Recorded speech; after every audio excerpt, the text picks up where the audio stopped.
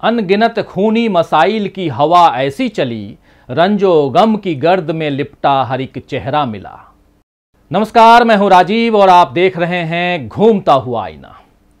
अपने इस weekly programme में मेरी कोशिश होती है कि आपको कुछ अच्छी खबरें सुनाऊं, कुछ नई और रोचक बातों की पड़ताल करूं, लेकिन ये आईना है जिसमें जो जैसा है वैसा ही दिखता है।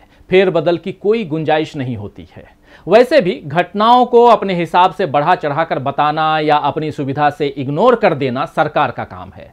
आईना में तो जो होता है वही दिखाना पड़ता है। जैसे हम देख रहे हैं कि लखीमपुर खीरी मामले में कैसे हर बीतते दिन के साथ इंसाफ मिलने की संभावनाएं कमजोर पड़ रही हैं। जो इस दुनिया से चले गए वो तो वापस नहीं आएंगे, लेकिन जिन्होंने ऐसा गंभीर अपराध किया है उन्हें सजा दिलवाने में अभी कितनी दिक्कतें आएंगी, इसका अंदाजा लगाना मुश्किल है। हम देख रहे हैं कि एक तरफ बेकसूरों को गाड़ी से कुचला जा रहा है और उधर हमारे प्रधान सेवक मोदी जी शेयर मार्केट के सबसे बड़े खिलाड़ी के आगे हाथ बांधे खड़े हैं।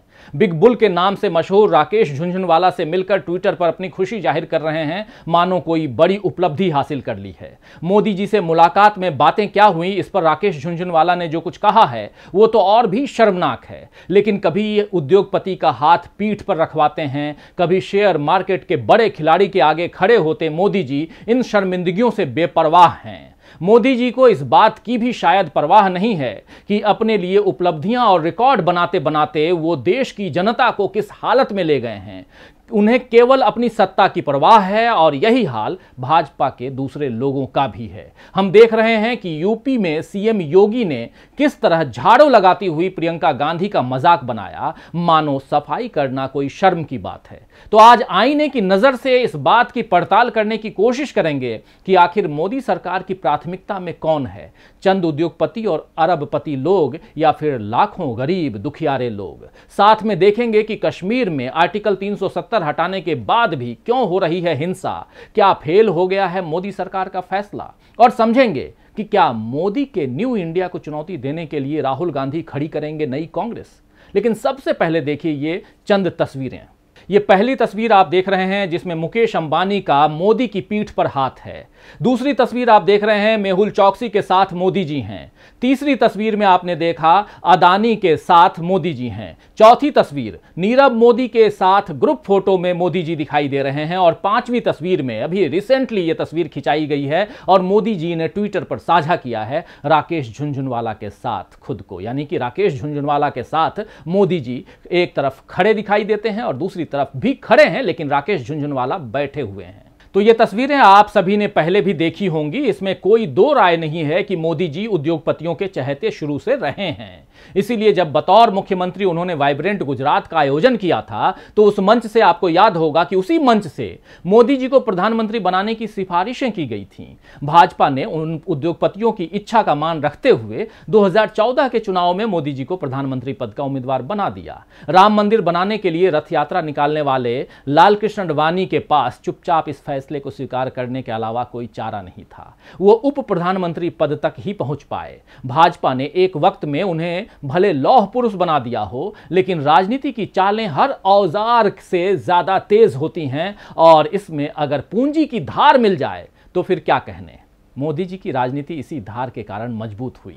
इसीलिए कभी अरबपति मुकेश अंबानी ने मोदी की पीठ पर हाथ रखा, कभी अरबपति गौतम अडानी उनके साथ खड़े दिखे और अब इन पूंजीपतियों के शेयरों से खुद करोड़ों कमाने वाले राकेश झुनझुनवाला के सामने मोदी जी खड़े दिखे। देश के प्रधानमंत्री की अपनी एक गरिमा होती है, एक मर्यादा होती है जिसका सम्मान हर नागरिक को करना चाहिए। लेकिन जब देश के प्रधानमंत्री नरेंद्र मोदी की राकेश झुनझुनवाला के साथ एक तस्वीर सामने आई जिसमें झुनझुनवाला बैठे हुए हैं और उनके सामने नरेंद्र मोदी खड़े हुए हैं, तो सवाल उठने लगे कि यहाँ बॉस कौन है। सोशल मीडिया पर इस तस्वीर पर मोदी जी की खूब खिंचाई हुई कि अब वो देश की कौन सी संपत्ति बेचने के टिप्स शेयर मार्केट के बिग बुल कहे जाने वाले राकेश झुनझुनवाला से ले रहे हैं। एक और तस्वीर भी सामने आई जिसमें राकेश झुनझुनवाला और उनकी पत्नी मोदी जी के साथ खड़े हैं। पहली तस्वीर को लेकर कहा गया कि झुनझुनवाला स्वास्थ्य कारणों से व्हील चेयर पर रहते हैं, उन्हें खड़े होने में तकलीफ होती है, इसीलिए पीएम के सामने भी वो बैठे थे। मान लिया कि खराब तबीयत के कारण राकेश झुनझुनवाला खड़े नहीं हो सके, तो क्या मोदी जी उनके सामने बैठ नहीं सकते थे? प्रधानमंत्री पद की गरिमा पर इस एक तस्वीर से ही सवाल नहीं उठे। एक वीडियो क्लिप भी वायरल हुई है, जिसमें एक टीवी चैनल के कार्यक्रम में एंकर ने राकेश झुनझुनवाला से पूछा कि आपकी मोदी जी से क्या बात हुई, तो उनका जवाब था, सुहाग रात में मेरी बीबी से क्या बात की, ये कोई बताने वाली बात है। इस बेहुदे जवाब पर एंकर समेत कार्यक्रम में मौजूद श्रोता ठहाका लगाकर हंसते हैं, जबकि ये पूरे देश के लिए शर्मनाक और चिंता की बात होनी चाहिए कि प्रधानमंत्री की तुलना कोई शेयर ब्रोकर अपनी बीबी से करे। आम जिंदगी में सुनते आए थे कि बाप बड़ा न भैया, सबसे बड़ा रुपया, और लगता है कि भाजपा के लिए, गोदी मीडिया के लिए और खुद सरकार के लिए भी यही सच है। पैसे की ताकत के आगे सरकार का ऐसे हाथ बांधे खड़े रहना लोकतंत्र के लिए अच्छा संकेत नहीं है। वैसे भी राकेश झुनझुनवाला ने कुछ समय पहले, आपको याद होगा, कि लोकतंत्र को विकास की सबसे बड़ी बाधा बताया था।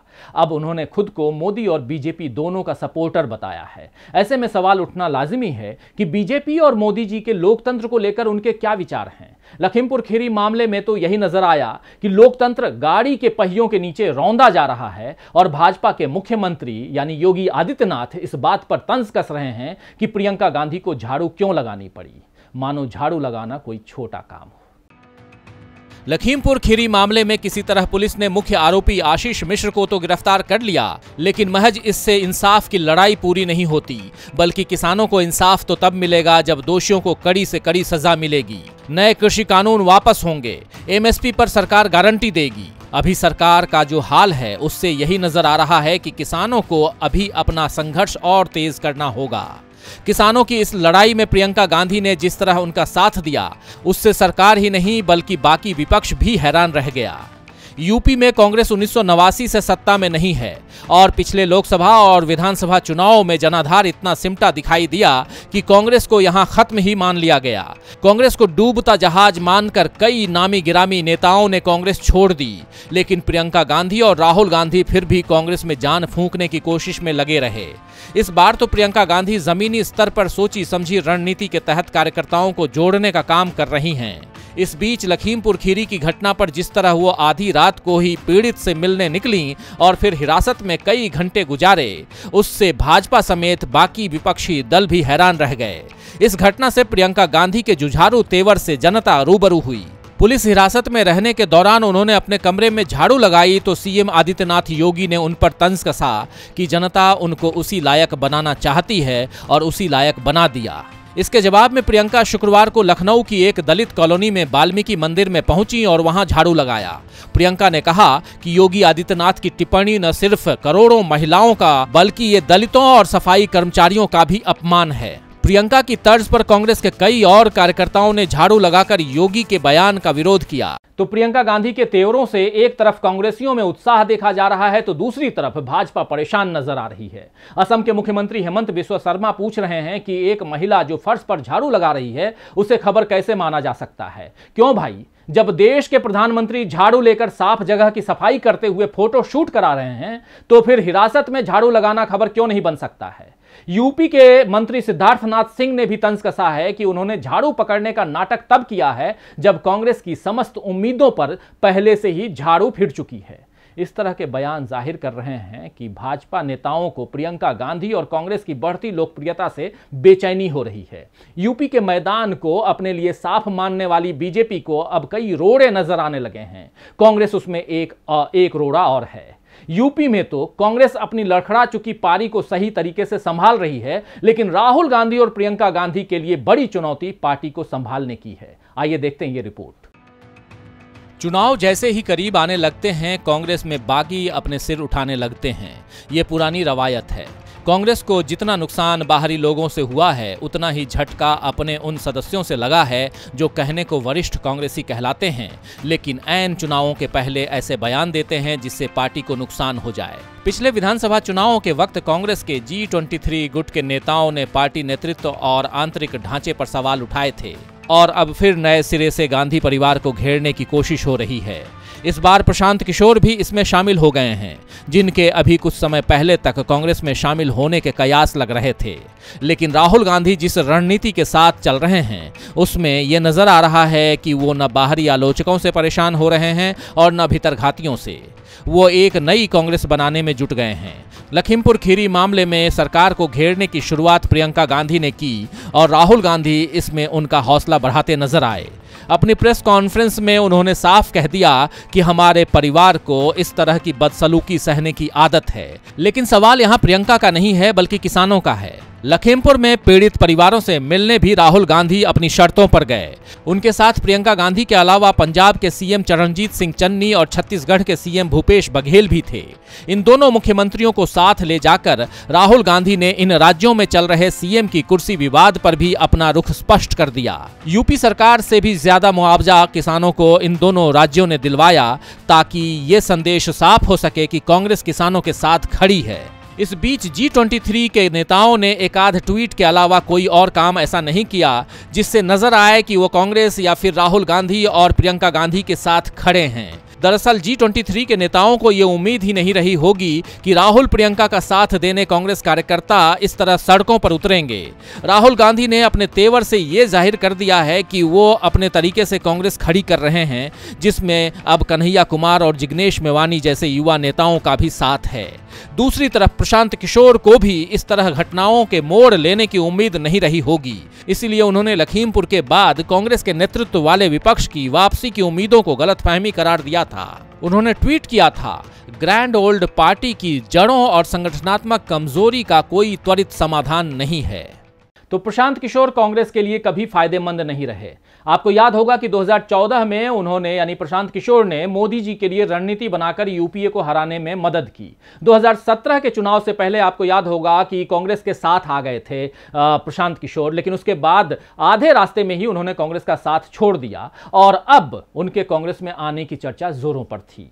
हालांकि कई कांग्रेस समर्थक इस बात के पक्ष में नहीं थे कि प्रशांत किशोर को आना चाहिए। अच्छा है कि चुनाव के पहले उन्होंने अपने इरादे कांग्रेस के लिए जाहिर कर दिए हैं। अब शायद राहुल गांधी सारी बातों को देखकर परख कर ही फैसला लेंगे।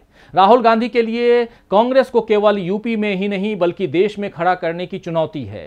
कांग्रेस शासित राज्यों के अलावा बाकी राज्यों में संगठन को मजबूत करने का दायित्व भी राहुल गांधी पर है, जिसके लिए वो अलग अलग राज्यों में दौरा करके जमीनी पकड़ मजबूत बनाने की कोशिश भी कर रहे हैं। पिछले महीने वो जम्मू कश्मीर के दौरे पर गए थे, जहां राहुल गांधी ने कश्मीर से अपने पारिवारिक संबंध को भी और पुरखों की विरासत को भी देखा, परखा और लोगों से रूबरू हुए। अब शायद मौका आ गया है कि राहुल गांधी को कश्मीरियों के जख्मों पर मलहम लगा करके अपने संबंधों को निभाना चाहिए।